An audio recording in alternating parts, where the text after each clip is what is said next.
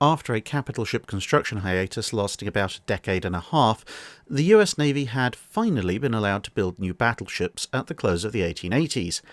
This had yielded up the questionable USS Maine and USS Texas, which straddled the line between armoured cruiser and battleship, then the three-strong Indiana class, which were definitively battleships, but were also plagued with a host of design, weight and stability issues, and so in the early 1890s the US Navy found itself trying again, this time aiming for a true ocean-going battleship.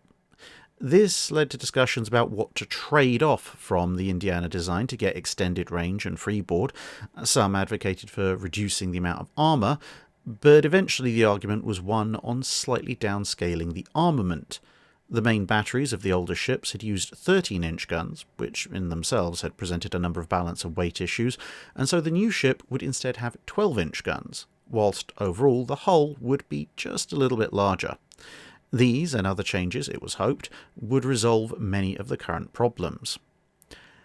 The result, a single vessel named USS Iowa, had a slight tumble home to the hull, but we'll try not to hold that against it. Displacing just under 11,500 tons normal, and just over 12,600 tons when fully loaded, she was armed with four 12-inch guns in a pair of twin turrets, one fore and one aft, with a somewhat unusual secondary battery for the time. Most battleships and early pre-dreadnoughts went for a large secondary battery made up of numerous 6-inch guns, or the local nearest equivalent thereof.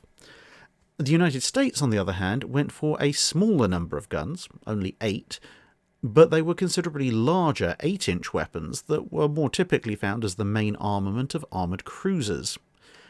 These were also placed in twin turrets, with a pair per side amidships, with barbettes bringing them a deck higher than the forward main turret and 2 decks higher than the aft main turret.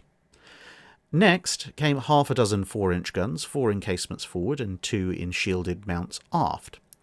No less than 20 single 57mm and 4 37mm cannon provided anti-torpedo boat protection and could be found all over the ship. Finally, there were 4 small torpedo tubes fitted, 2 per side in single above waterline hull mounts, 1 just forward and 1 just aft of the 8-inch turrets.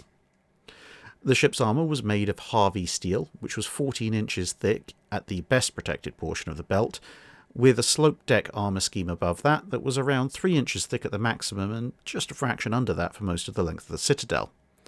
The turrets carried the single thickest slabs of armour, with 17-inch faceplates keeping the main guns safe and helping balance the weight of the weapons themselves, which had been one of the larger issues on the Indianas. As designed, the ship had twin screws with an 11,000 indicated horsepower power plant running vertical triple expansion engines for 16 knots top speed, although on trials she proved capable of generating 6 to 7% more power than designed and could thus top 17 knots on a good day if she wasn't running fully loaded. Laid down in summer 1893, a leisurely building rate meant she didn't hit the water until spring 1896, entering fleet service in summer of the following year. Designed and deployed at a time when the Royal Navy was still thought of as the main possible foe on the US seaboard, she spent her early years on the US East Coast, and was thus both on hand and fully worked up when the Spanish-American War broke out. She then joined the blockade of Cuba as the most technically capable US battleship present, and she would thus be there when the Spanish squadron attempted a breakout, resulting in the Battle of Santiago de Cuba.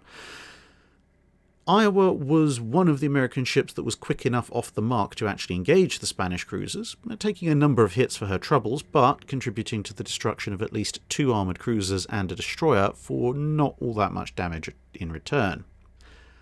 After the war, she joined the Pacific Fleet for a few years before being recalled to the Atlantic, where she mostly did show the flag, missions and conducted exercises, receiving a number of small refits and upgrades over the years, dropping in and out of the reserves and gradually shifting from being an active frontline ship in the 1900s to mostly training roles in the early 1910s before being decommissioned in May 1914.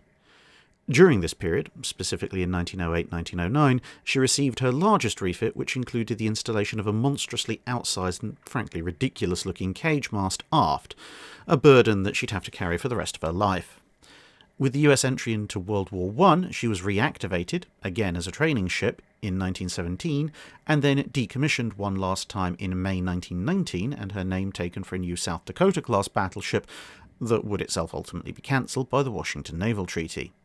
Nonetheless, now named Coast Battleship No. 4, she was turned into a radio-controlled target vessel and used to experiment with ideas about aerial bombing, and then as a gunnery target in Fleet Problem 1. During that particular exercise, she would be struck by a number of 14-inch shells from the USS Mississippi, and, due to the damage, would sink on the 23rd of March 1923 to the accompaniment of a 21-gun salute from the attendant US fleet. That's it for this video. Thanks for watching. If you have a comment or suggestion for a ship to review, let us know in the comments below. Don't forget to comment on the pinned post for dry dock questions.